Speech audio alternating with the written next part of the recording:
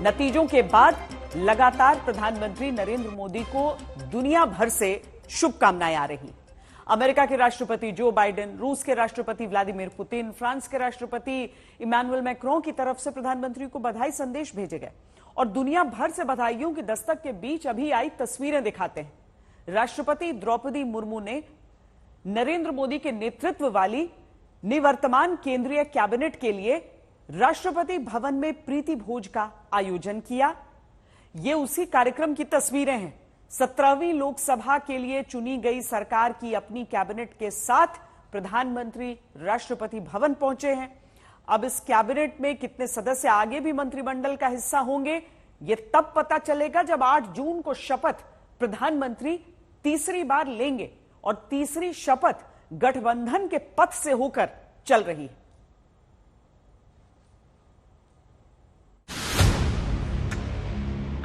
लोकतंत्र में सरकार बनती है बहुमत से, लेकिन चलती है सर्वमत से।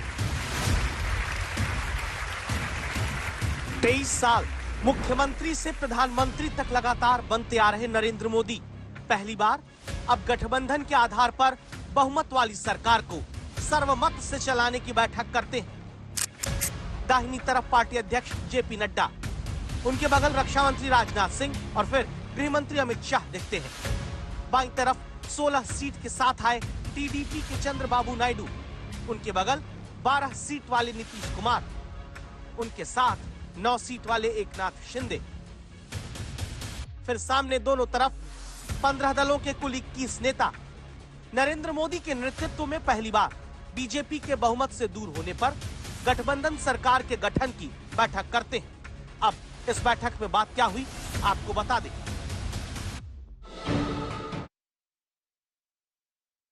सरकार के लिए एक ऐतिहासिक जनादेश है जो भारत में 60 साल बाद मिला है।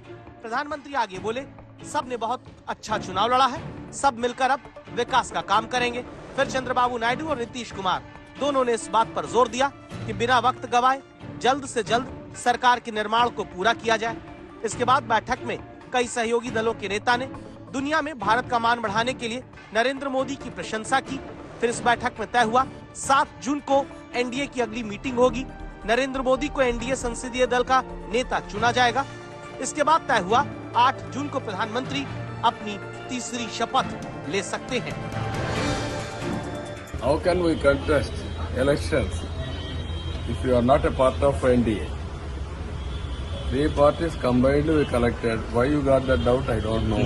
पूरा गठबंधन, पूरा एनडीए एकजुट होकर प्रधानमंत्री जी के नेतृत्व में हम लोग केंद्र में सरकार बनाने जा रहे हैं और 5 साल तक ये सरकार न सिर्फ मजबूती से चलेगी बल्कि देश को वो मजबूती देगी जिसका जिक्र मेरे प्रधानमंत्री ने किया था कि अभी ये ट्रेलर है, अभी विकास की कई गाथाएं लिखनी बाकी हैं। मोदी जी को पूरी तरह जितनी मेजोरिटी के लिए सांसद लगते हैं, संख्या लगती है, उतनी पूरी हो चुकी है, उससे ज्यादा है और एनडीए की सरकार मोदी जी के नेतृत्व में बनेगी। उनका मैं अभिनंदन करता हूँ। नीतीश जी गंभीर राजनीतिक नेता हैं, देश को दिशा देने वाले नेता हैं और नीतीश जी ने जब फैसला लिया इंडिया को छोड़ने का, उनके फैसले से ही प्रेरित होके लोकदल अगली पार्टी थी जिसने इंडिया को छोड़ के एनडीए का साथ आए हम।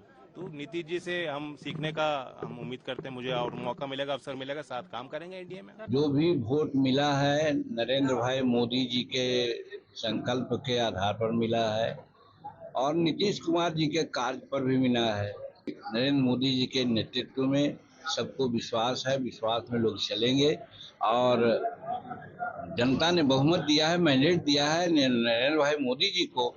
अफवाहों को, चर्चाओं को सिरे से खारिज करता हूं कि जेडीयू एनडीए के अलावा भी किसी तरह की सोच के प्रोसेस में नरेंद्र मोदी प्रधानमंत्री बनेंगे, अपना समर्थन एनडीए और नरेंद्र मोदी जी को देंगे और इसके अलावा हमारे दिमाग में और कोई चीज।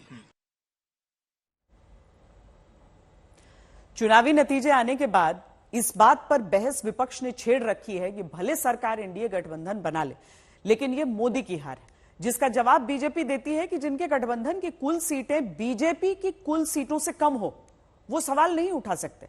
इस बहस को समझने के लिए 2009 से 2024 तक भारत के नक्शे पर आपको हम दिखाते हैं कि देश ने कैसे वोट दिया है। 2009 में एनडीए को 158 सीटें मिलती हैं। इंडिया गठबंधन को तब की यूपीए की बात हम कर रहे हैं, उसे 266 सीटें मिलती हैं, जबकि अन्य को तब 119 सीटें मिली थी। इस अन्य में क्षेत्रीय दल ज्यादा थे।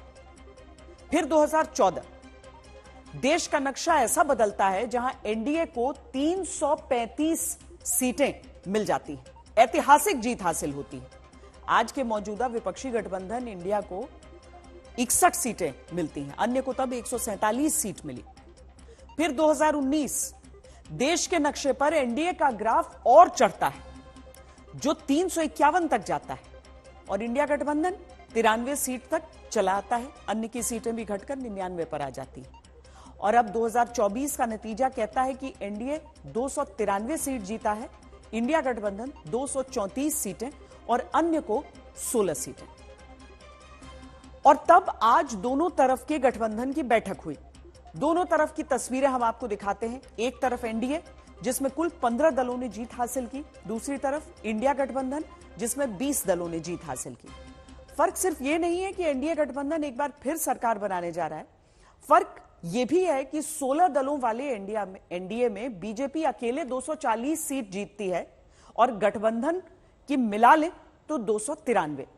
वहीं इनके सामने पूरा इंडिया गठबंधन 234 सीट पाया है। इस फर्क पर बयानबाजी चल रही है। एनडीए की लगातार तीसरी बार सरकार बननी तय है।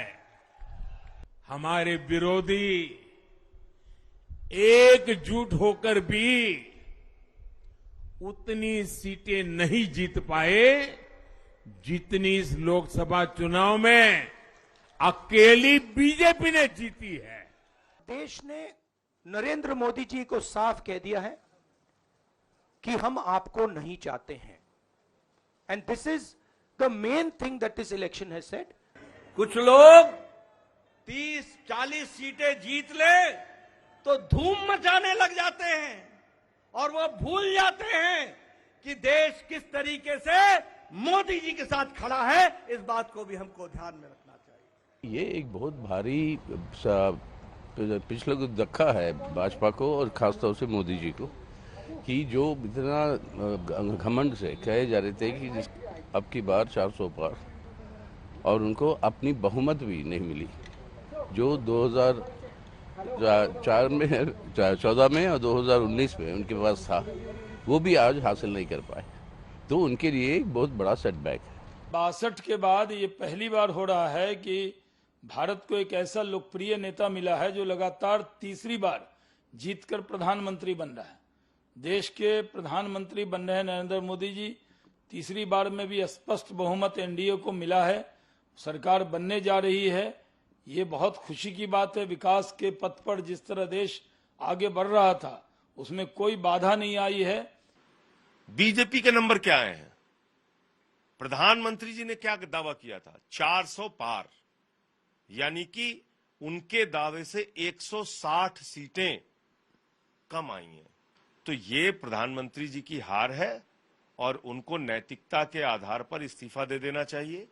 उनके दावे को जनता ने स्वीकार नहीं किया। शिवराज जी, राहुल गांधी कह रहे हैं कि देश ने नकार दिया है नरेंद्र मोदी को एक प्रधानमंत्री के तौर पर, इसीलिए बीजेपी को पूर्ण बहुमत अपने दम पर नहीं दिया है। ये पूर्ण बहुमत नहीं है तो क्या है? लगातार तीसरी बार एनडीए 300 के आसपास पहुंची है। देश के इतिहास को भी उठा के देखें कितनी बार ऐसा हुआ है। एनडीए चुनाव लड़ा था और एनडीए के अकेले की सीटें स्पष्ट बहुमत और स्पष्ट जनादेश को ही प्रदर्शित कर रही है। अब कांग्रेस को तो ये कहने का हक ही नहीं है। कांग्रेस खुद ये बताए 2004 में कितनी सीटें मिली थी कांग्रेस को? 145 सीटें मिली थी कांग्रेस को, केवल 145। और वोटिंग परसेंटेज को भी अगर आप देखेंगे तो उनका केवल 26.53% वोट कांग्रेस को मिला था। अभी अकेली बीजेपी ने 241 सीटें जीती है और हमारा अकेले वोटिंग परसेंट 36.60 है। राहुल बाबा ये भी याद करें, राहुल गांधी जी, कि 2009 में कांग्रेस को केवल 206 सीटें प्राप्त हुई थी और 28.55% वोट उनको मिला था। तब उनने सरकार बनाई, मनमोहन जी प्रधानमंत्री बने। प्रधानमंत्री जानते हैं कि विपक्ष जो नैरेटिव गढ़ने में अभी लगा है उससे लड़ना कैसे है। शायद यही वजह है कि सिर्फ एनडीए के नेता ही बैठक में नरेंद्र मोदी के नेतृत्व पर एकजुटता जताते हुए तीसरी बार ऐतिहासिक सरकार की बात करते हैं, बल्कि 7 जून को एक बड़ा आयोजन हो सकता है जब बीजेपी शासित सभी राज्यों के मुख्यमंत्री भी दिल्ली आएंगे, एनडीए शासित राज्यों के आएंगे। वहीं आज क्या हुआ है वो देखिए। एनडीए की बैठक से पहले मंत्रिमंडल की आखिरी मीटिंग में प्रधानमंत्री नरेंद्र मोदी ने बड़ी बात कही।